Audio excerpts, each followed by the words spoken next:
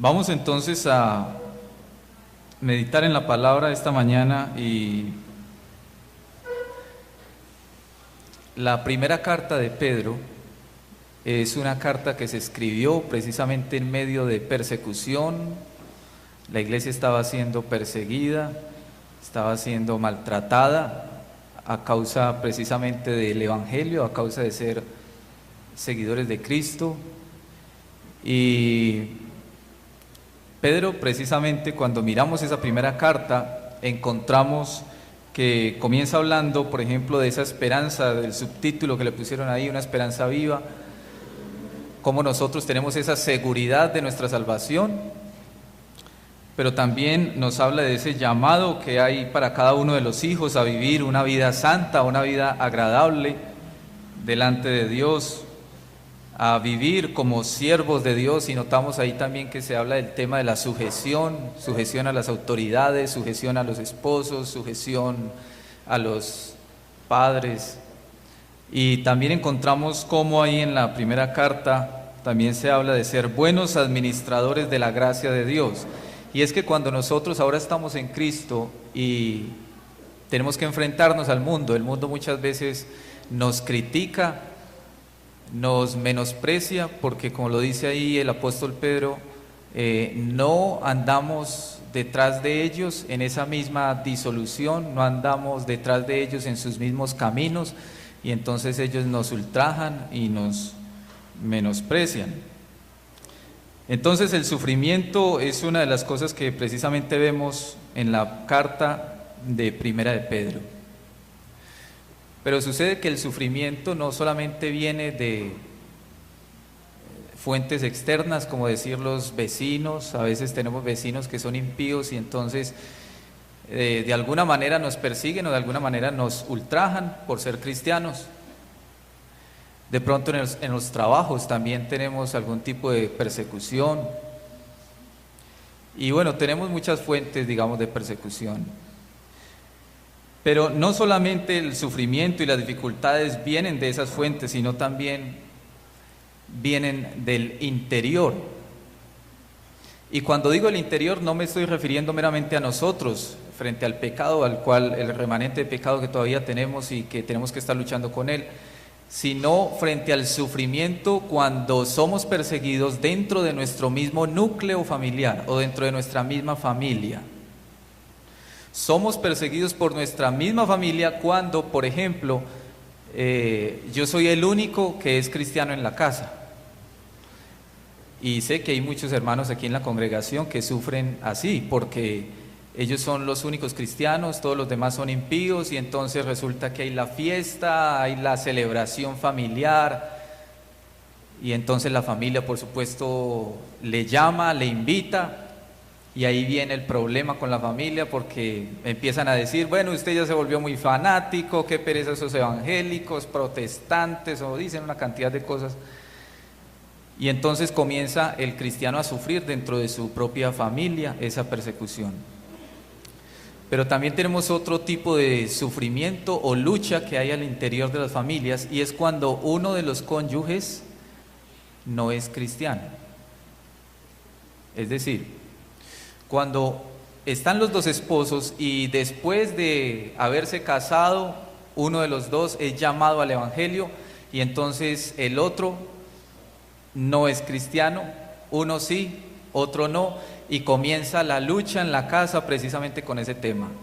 Porque entonces, ¿qué vamos a hacer? Mi esposo no es cristiano, mi esposo no le gusta el evangelio, mi esposo no le gusta ir a la iglesia, o también puede ser la esposa, aunque es más escaso, pero también se da. La esposa no es cristiana, la esposa no quiere atender el evangelio, y entonces el hermano, el esposo, ahora cristiano, tiene que empezar a luchar con esa situación.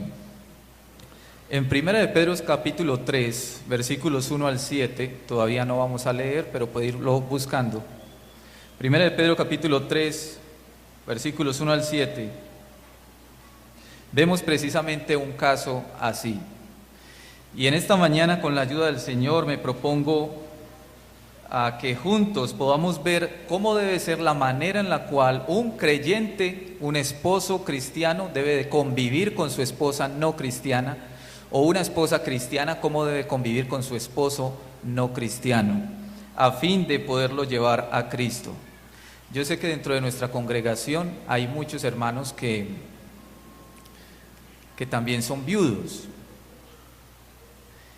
Con la ayuda del Señor esperamos también más adelante también tener una meditación en la palabra frente a ese tema, porque sé que también tienen sus propias luchas también, y también sé que hay muchos hermanos solteros en la iglesia, algunos porque decidieron quedarse solteros o no les ha sido dado el don del matrimonio, y hay otros que de pronto podrían decir, bueno, ya me está dejando el tren, y hay otros que son muy jóvenes pero piensan en un futuro casarse.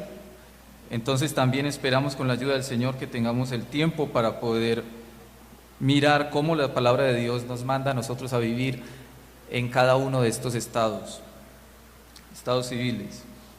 Entonces vamos a leer 1 de Pedro capítulo 3, versículos 1 al 7, y como les dije hace un momento, el propósito de hoy es saber cómo manda la Escritura, cómo debo de vivir yo con mi esposa que no es creyente o con mi esposo que no es creyente. ¿Cómo debo de vivir con él para ganarlo para Cristo?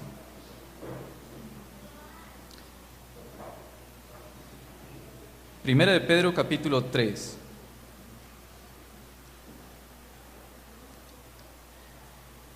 Asimismo vosotras, mujeres, estad sujetas a vuestros maridos, para que también los que no creen a la palabra sean ganados sin palabra por la conducta de sus esposas, considerando vuestra conducta casta y respetuosa. Vuestro atavío no sea el externo de peinados ostentosos, de adornos de oro o de vestidos lujosos, sino el interno, el del corazón, en el incorruptible ornato de un espíritu afable y apacible, que es de grande estima delante de Dios. Porque así también se ataviaban en otro tiempo aquellas santas mujeres que esperaban en Dios, estando sujetas a sus maridos, como Sara obedecía a Abraham, llamándole Señor, de la cual vosotras habéis venido a ser hijas, si hacéis el bien, sin temer ninguna amenaza. Vosotros, maridos, igualmente, vivid con ellas sabiamente, dando honor a la mujer como a vaso más frágil y como a coherederas de la gracia de la vida, para que vuestras oraciones no tengan estorbo.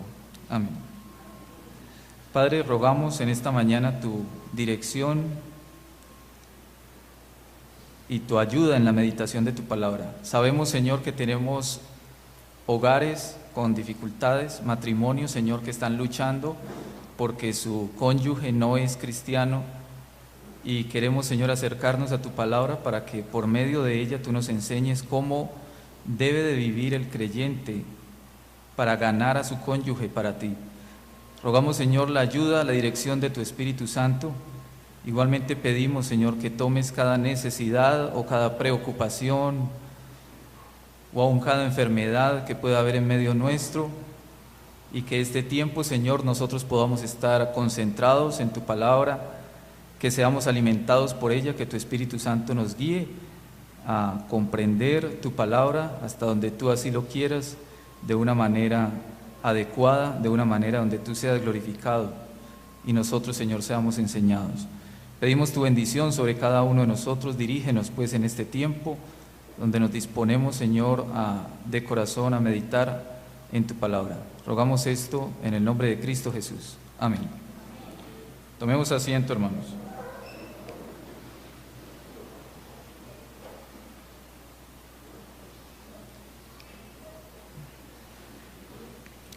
Cuando nos hablan del matrimonio,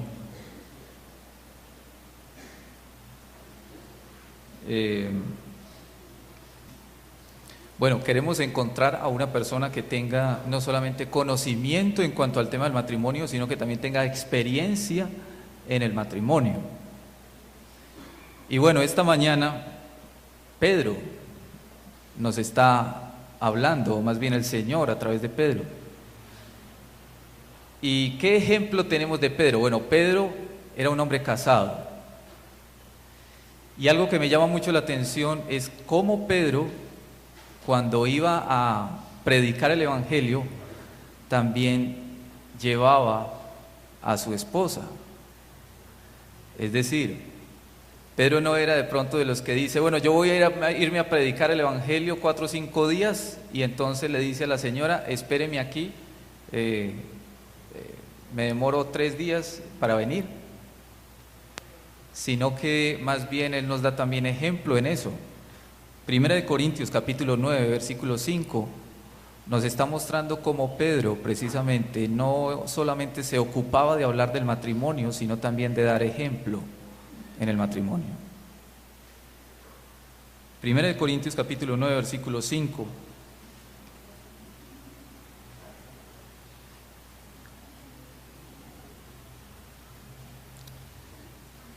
Y sabemos que Primera de Corintios, pues lo escribió Pablo,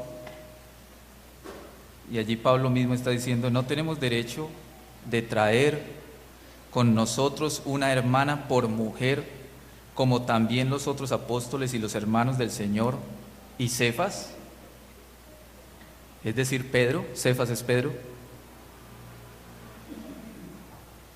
es decir, Pedro andaba entonces con la esposa.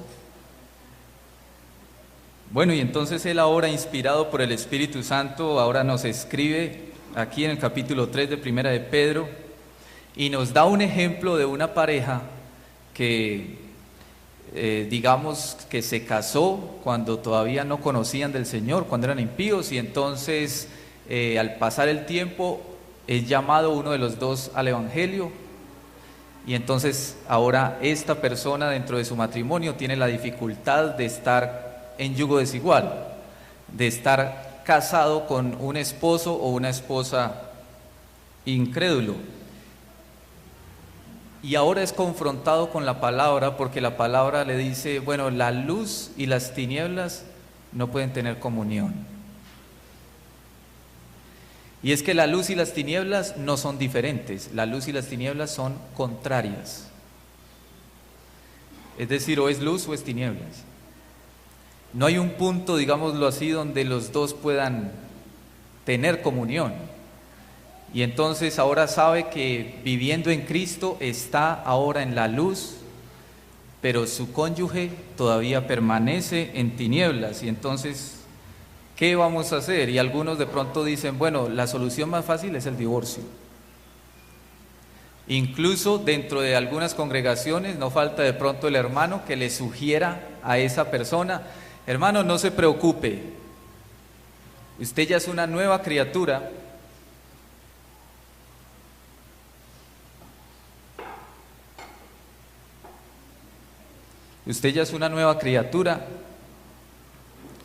entonces usted no merece sufrir, usted ahora se puede dedicar más bien a tener una nueva vida en Cristo, déjelo, abandónelo. Inclusive algunas comienzan a decir, no, a partir de ahora mi novio es Cristo. Pero la Escritura más bien nos está mostrando algo completamente diferente para el que es cristiano. Primera de Corintios capítulo 7 versículos 12 al 13 nos está mostrando qué debe de pasar cuando usted es cristiano y su cónyuge no lo es.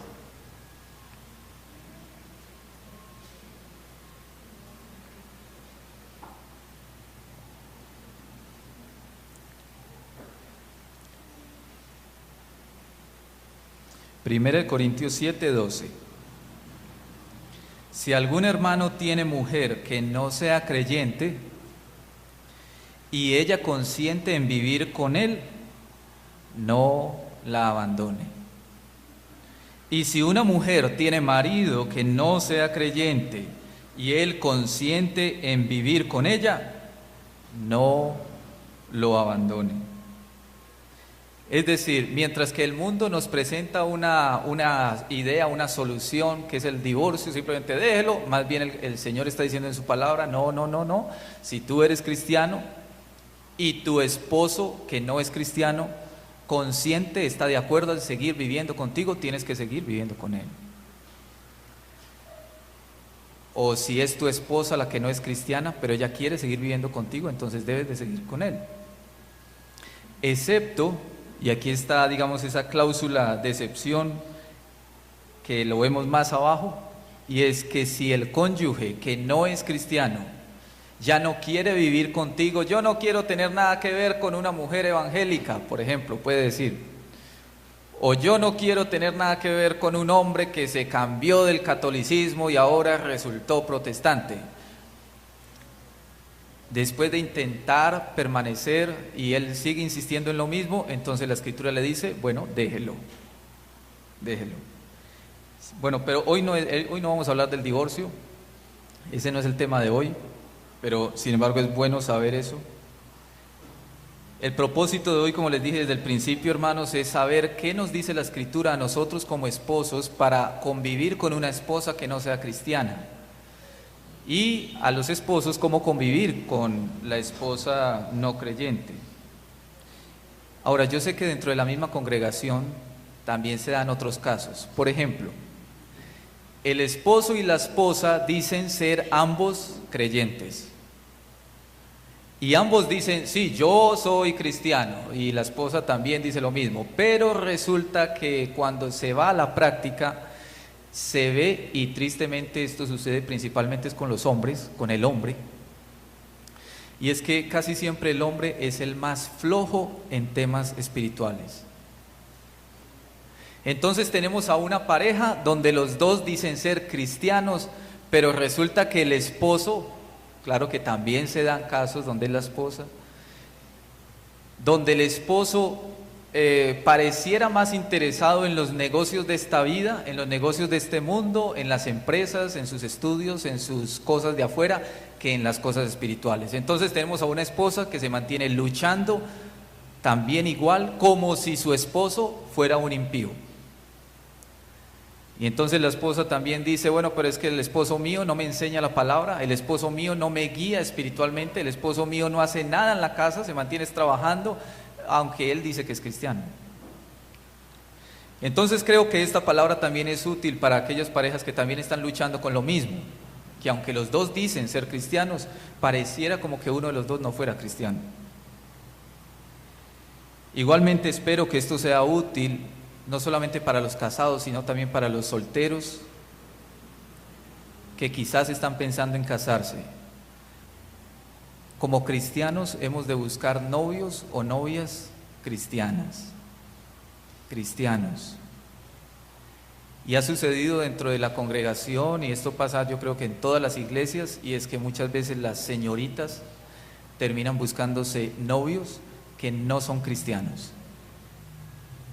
Y cuando comienzan y de pronto hasta les da por casarse y empiezan los problemas y empiezan las dificultades, e incluso esas dificultades ahora las transmiten o las traen también a la misma congregación, es cuando, bueno, ahora sí, ya, ¿qué vamos a hacer? Por no prestar atención a la palabra de Dios, que claramente nos dice que nosotros no debemos de unirnos en yugo desigual. Entonces espero que esto también sea de utilidad para ustedes los que están solteros, que debemos de estar, los que estén solteros deben de estar pensando en tener una novia o un novio cristiano. Entonces, ¿cómo nos instruye la palabra de Dios a nosotros para poder luchar cuando nuestro cónyuge no es creyente? Y vamos a comenzar, versículos 1 al 6, encontramos primeramente a la mujer, a la esposa. ¿Qué le dice el Señor a la esposa que tiene un esposo no creyente? Y lo primero que quiero que tenga en cuenta es, si quieres ganar a tu esposo para Cristo, ten una conducta que testifique o que muestre su palabra, es decir, la palabra de Dios. Ten una conducta que comunique la palabra. En el versículo 1 Asimismo vosotras mujeres estad sujetas a vuestros maridos para que también los que no creen, y la expresión que se está utilizando ahí, los que no creen a la palabra, no se refiere a esposos que nunca han escuchado la palabra de Dios. Más bien se refiere a aquellos esposos que ya han escuchado la palabra de Dios, que ya tienen un conocimiento por lo menos mínimo, básico de la palabra de Dios, y ellos definitivamente no quieren atender el Evangelio. Entonces no estamos hablando de esposos completamente ignorantes, sino de esposos que ya se les ha testificado la palabra y que ellos definitivamente dicen, no me interesa, o dejemos eso para después, o no me hable de esas cosas, no quiero evangelios aquí. Entonces estamos hablando de hombres que no son completamente ignorantes de la palabra, más bien ellos se han negado a creer. Y en ese primer versículo encontramos el tema de la sumisión. Y si vamos al contexto de Primera de Pedro, estamos hablando por allá del año más o menos 64, 65 después de Cristo.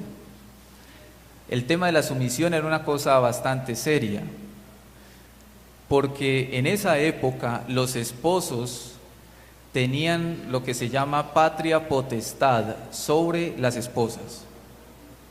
Es decir, el esposo tenía una total autoridad sobre la esposa, inclusive podía disponer de la vida misma de la esposa.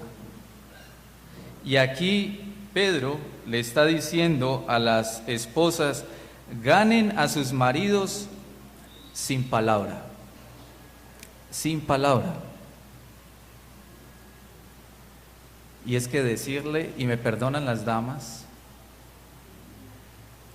pero es que decirle a las mujeres sin palabra, eso es una cosa seria. O sea, decirle a una mujer, guarde silencio, no hable mucho, bueno, es una cosa seria. Por supuesto, el texto no le está diciendo propiamente a la mujer, mire, quédese callada, usted no tiene derecho a hablar, solamente respire escasamente. El Señor no está diciendo eso, más bien lo que está diciendo es sin palabra, es decir, sin la palabra de Dios. Pero el texto sí le está diciendo, mire, si usted quiere ganar a su esposo para Cristo, digámoslo así, no torture a su esposo a punta de palabra de Dios.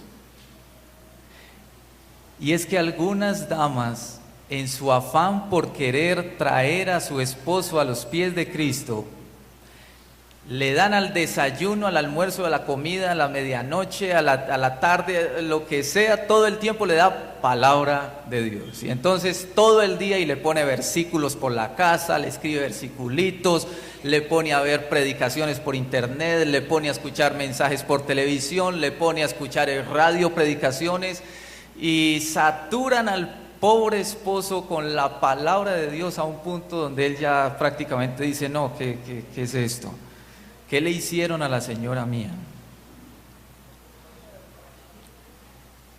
Y si de pronto resulta ser un esposo de pronto más bien como medio ogro, medio bravo, y usted empieza a hablarle y a echarle sermones al desayuno, almuerzo y comida, bueno, de pronto puede estar peligrando también.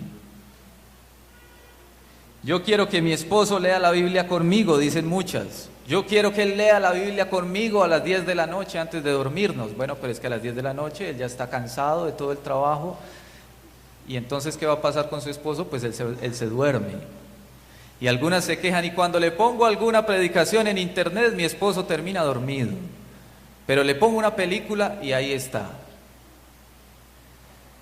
Y de pronto llega el esposo del trabajo, llega cansado, esperando que le sirvan de pronto un vaso con agua, y lo que le sirve la esposa es un sermón bíblico.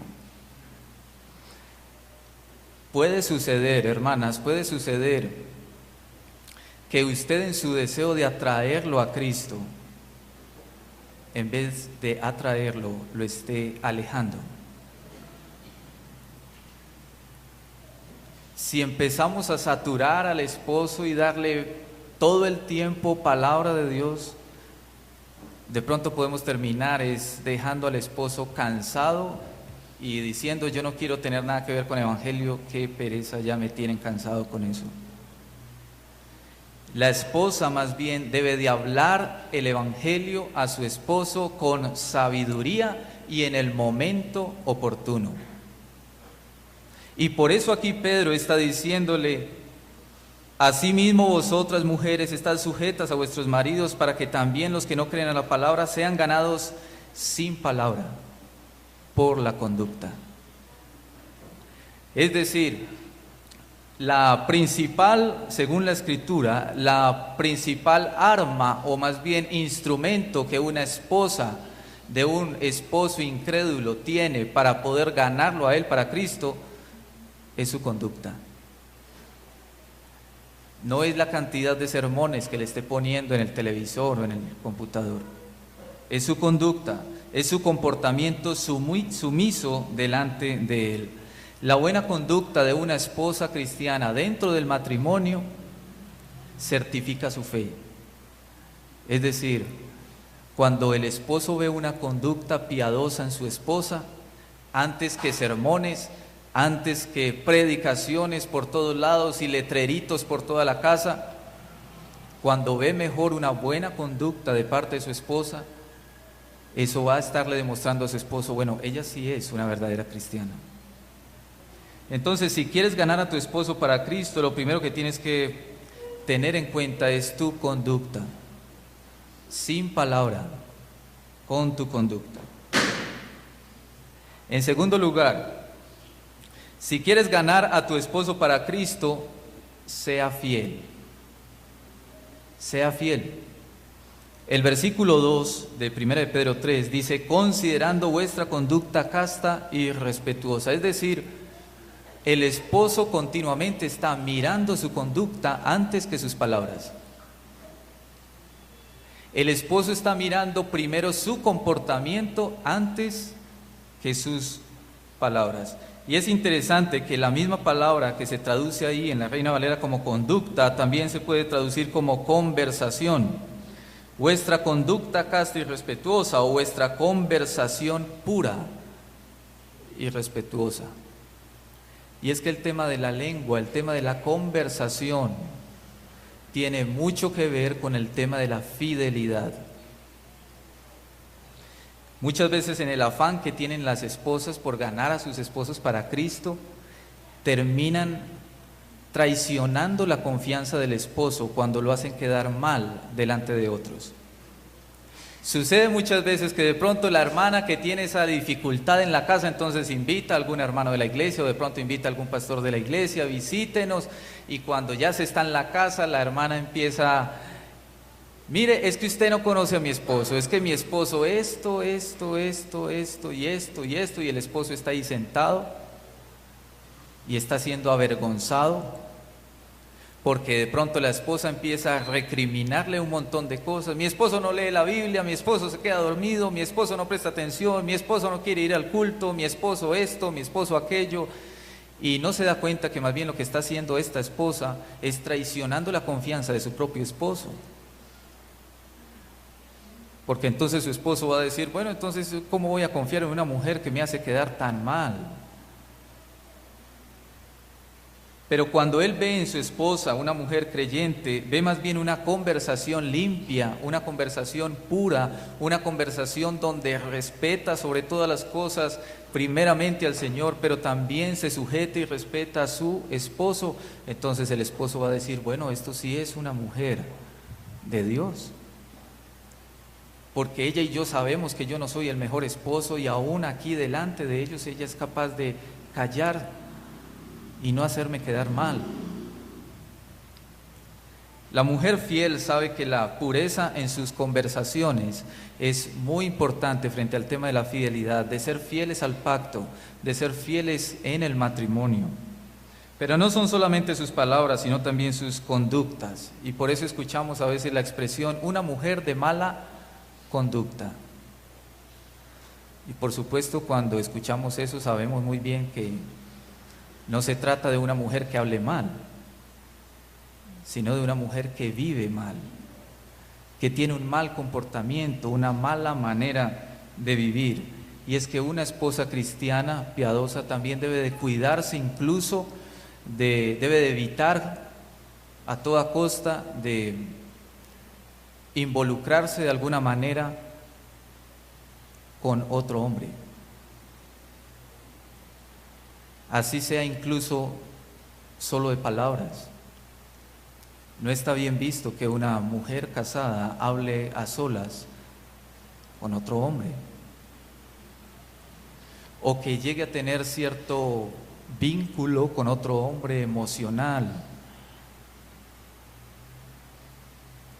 Una esposa cristiana debe de evitar por todos los medios involucrarse, por supuesto físicamente también, pero también emocionalmente con otros hombres.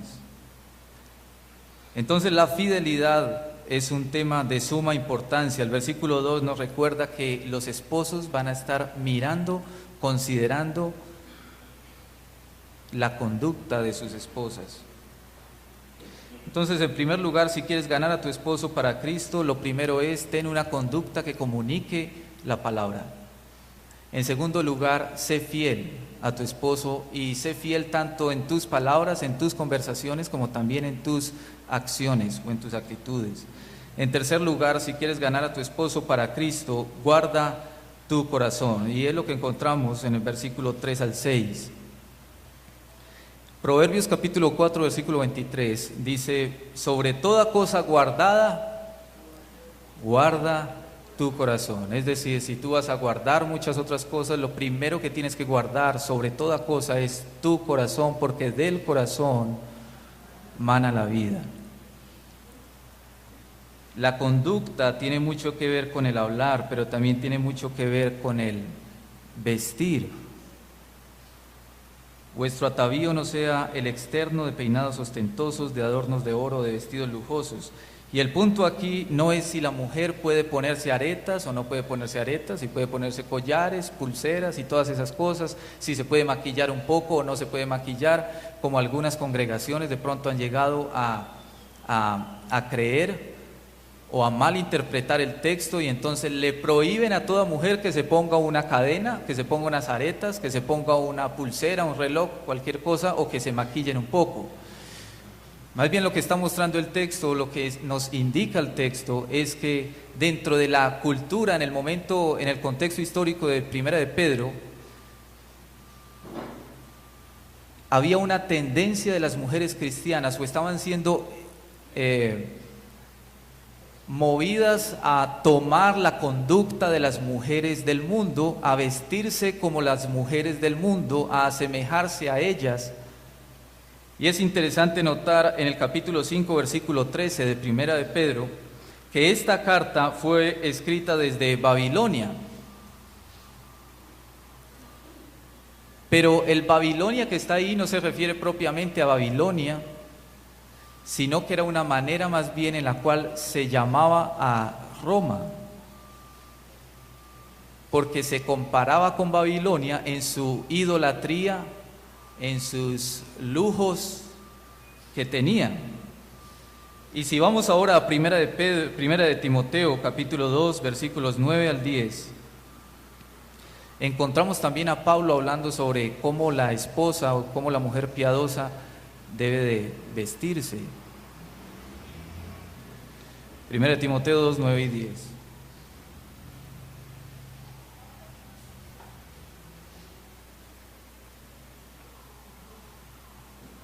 Primera de Timoteo 2, 9. Asimismo, que las mujeres se atavíen de ropa decorosa,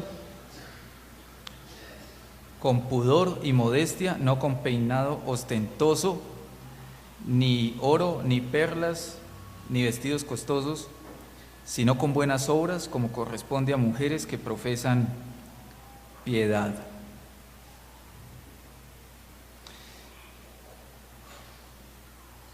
Cuando Pablo precisamente dice ahí, por ejemplo, las perlas, se está refiriendo a perlas genuinas, verdaderas.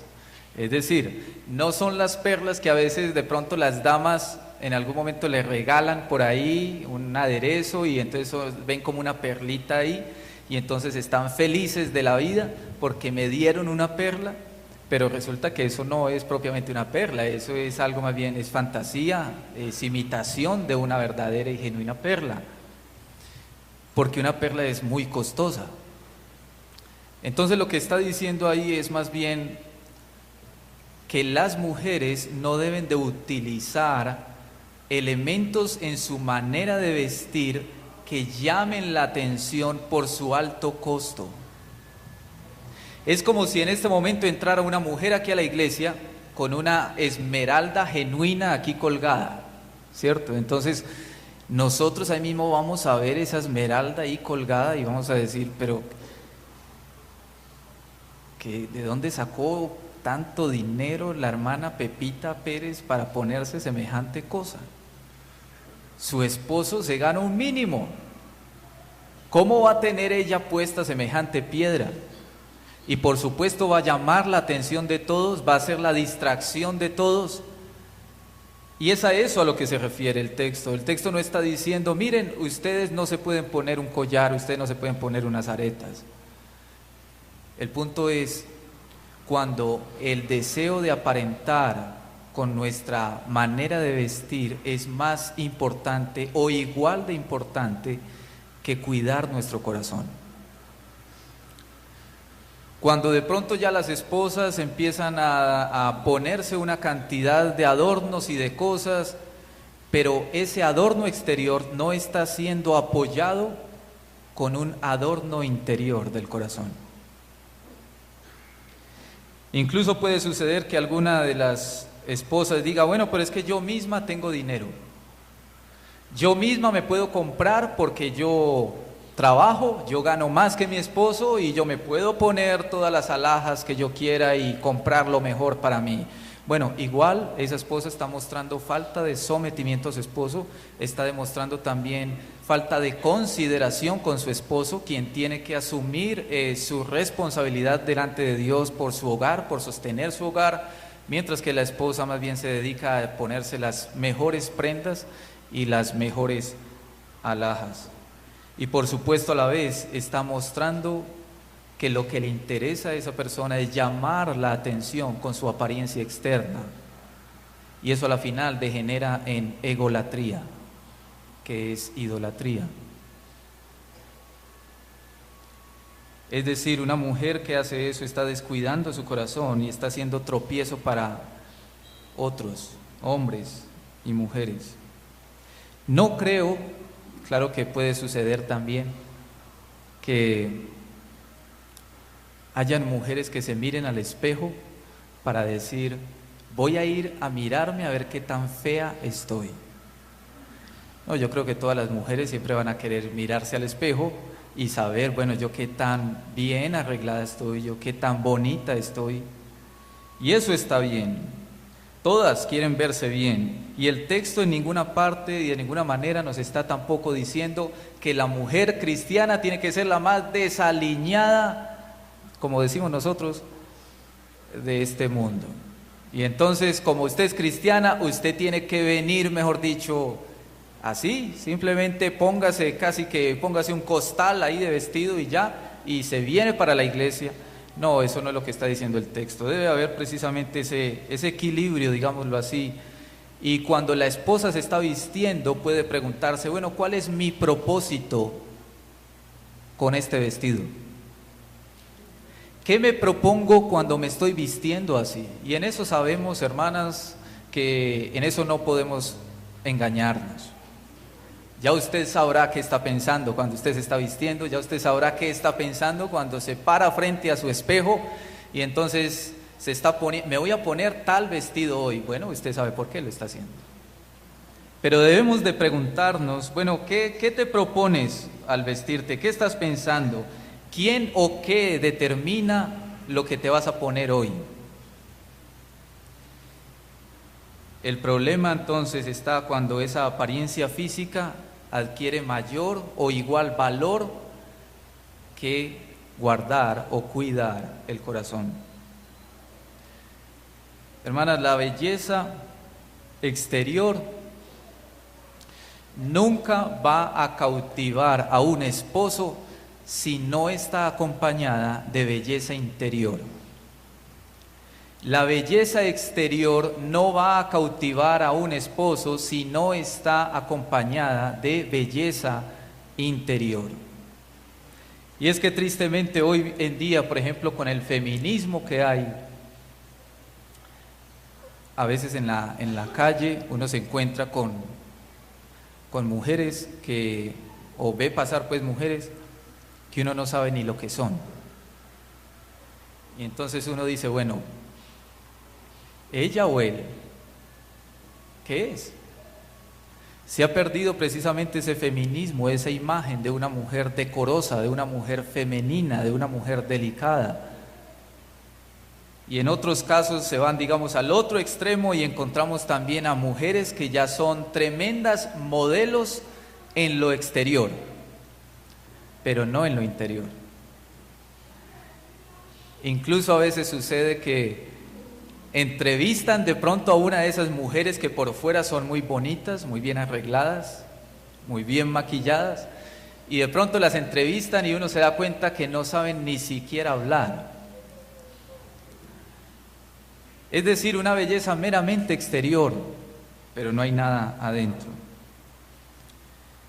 Una mujer tierna, una mujer femenina, una mujer que es piadosa y que busca primeramente adornar su corazón con una vida obediente a Cristo, es una mujer verdaderamente hermosa. El mejor vestido de una mujer cristiana es su sujeción a su esposo. Con la llegada del pecado al mundo, el mundo precisamente ha tratado de intimidar a la esposa continuamente a que no se sujete a su esposo. Y entonces a las mujeres fieles al Señor que muestran sometimiento a su esposo, el mundo más bien le dice, no haga eso, no es necesario someterse al esposo, y las menosprecian. Pero el texto, versículo 6, versículo 5, porque así también se ataviaban en otro tiempo aquellas santas mujeres que esperaban en Dios, estando sujetas a sus maridos, como Sara obedecía a Abraham, llamándole Señor, de la cual vosotras habéis venido a ser hijas si hacéis el bien, sin temer ninguna amenaza. Es decir, una mujer cristiana, piadosa, fiel al Señor, que adorna primero su corazón antes que su exterior o que su cuerpo, es una mujer que no va a estar temiendo lo que diga el mundo. Y aunque el mundo le diga a usted, no sea boba, no se ponga a obedecer, no se ponga a sujetarse a su marido, eso es una cosa del pasado, ella va a decir, no, yo obedezco a Cristo y el Señor me manda a sujetarme a mi esposo. Entonces una esposa que quiere ganar a su esposo para Cristo es una esposa que en primer lugar busca ganarlo con una conducta que comunique la palabra. En segundo lugar, es una esposa fiel, no solamente en su conducta, sino también en sus palabras y sus conversaciones.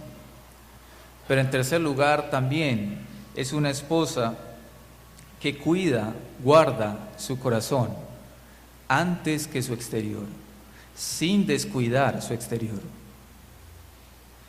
Pero en el versículo 7 nosotros también encontramos que se le habla a los esposos.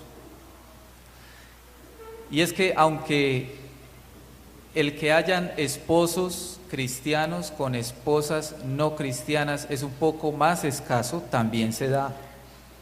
Inclusive dentro de nuestra iglesia tenemos hermanos que durante muchos años han tenido que estar luchando con esa situación y fueron llamados al evangelio ellos, pero la esposa definitivamente no quiere atender el evangelio. Entonces la escritura también nos da instrucciones de cómo nosotros podemos ganar a nuestras esposas para Cristo, si esa es su voluntad. En el versículo 7 dice, vosotros maridos igualmente vivid con ellas sabiamente, dando honor a la mujer como a vaso más frágil y como a coherederas de la gracia de la vida, para que vuestras oraciones no tengan estorbo. 4 elementos nada más. Lo primero es Si usted, esposo, quiere ganar a su esposa para Cristo, sea comprensivo con ella.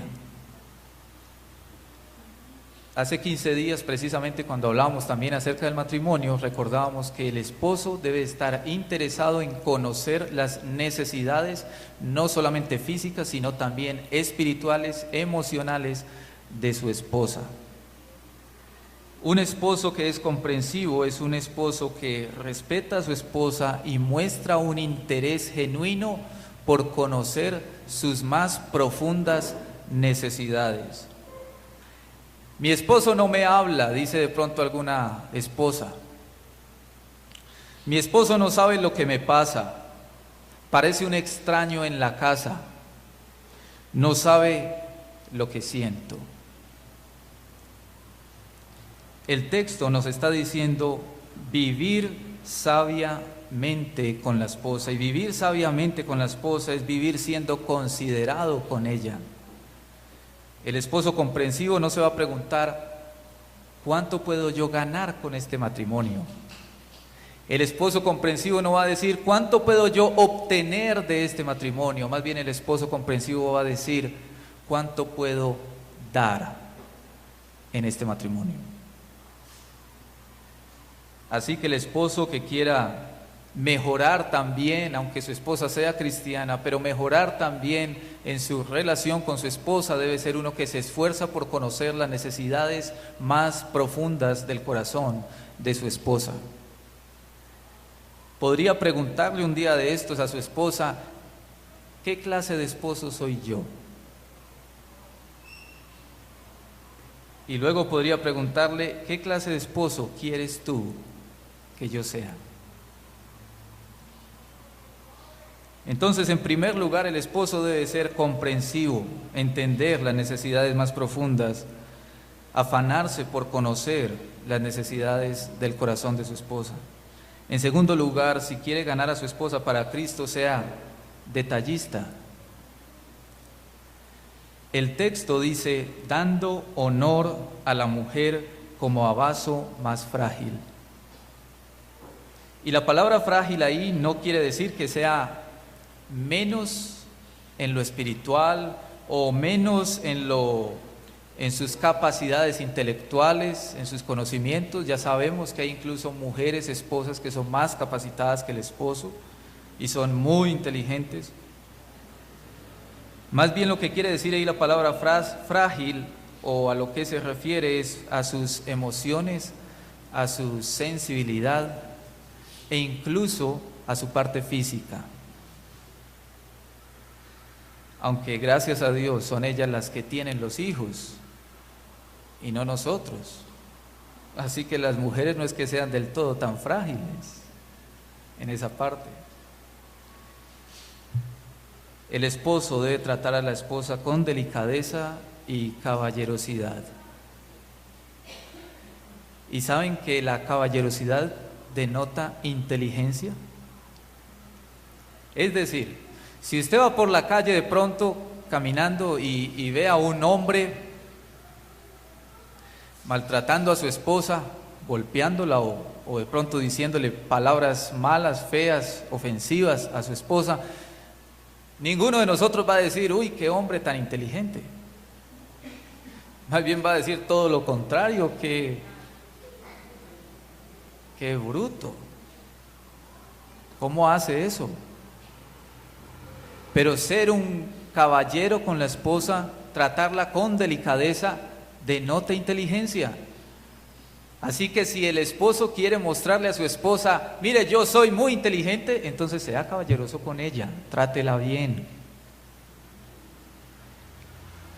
A veces los galanes de televisión, ¿cómo los muestran? Los muestran delicados, amorosos, tiernos, comprensivos, detallistas, etcétera, etcétera, etcétera. Pero resulta que después de que se casan, y entonces vamos a dar una vuelta, y entonces sale el esposo y a las 2 cuadras atrás viene la esposa, y se olvidan de todos esos tipos de detalles. La Escritura le está diciendo al esposo, trate a su esposa como a vaso más frágil, dando honor a la esposa. En tercer lugar, si usted como esposo quiere ganar a su esposa para Cristo, sea su mejor compañía. El versículo 7 dice, dando honor a la mujer como a vaso más frágil y como a coherederas de la gracia de la vida. Y es muy lamentable ver que en algunos matrimonios la esposa tiene que buscar un confidente afuera. Y a veces prefieren estar con la mejor amiga que con el esposo. Y todo porque el esposo no se ha afanado por ser esa buena compañía para su esposa, por alimentar esa amistad que debe de haber en el matrimonio del esposo con la esposa. Y es que el texto utiliza una expresión muy interesante frente al tema del matrimonio, y es la gracia de la vida. Gracia es un don, gracia es un regalo, y uno de los mejores regalos que la vida, que nosotros podemos obtener en esta vida, es el matrimonio. La gracia de la vida se refiere ahí al matrimonio, y es que el matrimonio debe de ser disfrutado por ambos, tanto por el esposo como por la esposa. Pero tristemente encontramos a veces parejas que pareciera que es el esposo el único que está disfrutando el matrimonio, porque la esposa está por allá relegada y no se le presta atención y se desconoce. El esposo cristiano que quiere ganar a su esposa es uno que alimenta su matrimonio y que busca continuamente aquellas cosas que tienen en común para alimentar esa amistad, esa confidencia que debe de haber entre los dos. Mi esposo no me cuenta nada, no sé ni cuánto se gana, no sé ni siquiera en qué trabaja, no sé a dónde va. Y es que la esposa tiene todo el derecho, son un solo cuerpo, y tiene todo el derecho a conocer tu vida, tiene todo el derecho a saber qué haces tú con el dinero. Es un solo cuerpo, no son dos, son uno. Así que como cristianos, como esposos cristianos, hemos de cultivar aquellos intereses mutuos que nos ayudan a fortalecer la amistad entre los dos. Y en cuarto lugar, si quiere ganar a su esposa para Cristo, ore por ella y con ella. El esposo que trata bien a su esposa no va a tener estorbo en sus oraciones. El esposo que sabe tratar bien a su esposa, cuando le diga, yo quiero que oremos juntos, ella con todo el gusto, aunque no sea cristiana o sea cristiana, ella con todo el gusto va a ir a orar contigo. Pero el problema es que si no la tratamos como debemos de hacerlo, entonces ¿cómo vamos a después decirle, ven, oremos juntos por nuestro matrimonio? Vamos a pedir la bendición del Señor sobre nuestro matrimonio, y de pronto ella empieza a recordar una cantidad de cosas, descuidos, palabras necias, maltratos verbales o incluso en algunos casos físicos. Así que el esposo que quiere ganar a su esposa es uno que ora por ella, pero también ora con ella, porque le da un trato como Dios manda. Así que tenemos básicamente tres cosas para las esposas que quieren ganar a sus esposos impíos, y también para las esposas que quieren crecer en su matrimonio, mejorar en su matrimonio, y es, en primer lugar, tener una conducta que comunique la palabra. En segundo lugar, ser fiel tanto en sus palabras, sus conversaciones, como también en sus actos. Y en tercer lugar, guardar su corazón, entendiendo que el mejor vestido, el mejor adorno que puede tener una mujer piadosa es su sujeción a su esposo. Y los esposos, seamos comprensivos con ella. Hemos de ocuparnos en conocer sus necesidades. Que no vaya a resultar que conocemos una necesidad de nuestra propia esposa por boca de terceros. Porque de pronto el vecino o la vecina se enteró primero de una necesidad que tiene tu esposa antes que tú. En segundo lugar, sea detallista, dando honor a la mujer como a vaso más frágil. En tercer lugar, sea su mejor compañía. Disfruten juntos de la gracia de la vida. Y en cuarto lugar, ore por ella y con ella, para que tus oraciones no tengan estorbo. Oremos al Señor y pidámosle a Él que nos ayude a tener matrimonios que glorifiquen su nombre y matrimonios donde venga salvación al hogar. Vamos a orar. Padre, te damos gracias en esta mañana por esta palabra que tú nos das. Queremos, Señor, rogar que tengas misericordia de nosotros, porque tenemos matrimonios, algunos son en yugo desigual y otros por tu misericordia, Señor, podemos disfrutar también de tener a nuestra esposa creyente, pero en cada matrimonio tenemos cosas que cambiar y que mejorar. Por eso, Señor, rogamos que tú seas ayudándonos a obedecer tu palabra, a ser fieles a ti como esposos, a amar a nuestras esposas y como esposas a sujetarse a su esposo. Pedimos, Señor, tu ayuda y tu bendición en cada hogar. Ayúdanos también a dar un buen testimonio a nuestros hijos, que ellos puedan ver un matrimonio conforme a tu diseño, conforme a lo que tú quieres. Da, Señor, sabiduría a las damas de la iglesia, esposas, también jovencitas, mujeres en general, Señor, a vestirse de una manera, Señor, que glorifique tu nombre y que ayude en la santificación de otros. Y a los hombres, Señor, en general, ayúdanos a tratar a nuestras esposas primeramente como a vaso más frágil, pero también a reconocer en todas las damas, Señor, una creación tuya, imagen tuya, que igual debemos de tratar con delicadeza. Rogamos, Señor, pues tu bendición sobre cada hogar, sobre cada matrimonio. Dirígenos y ayúdanos a crecer espiritualmente y que llegue salvación a nuestros hogares donde todavía hay familiares que no te conocen. Pedimos, Señor, todo esto en el nombre de Cristo Jesús. Amén. Dios les bendiga, hermanos.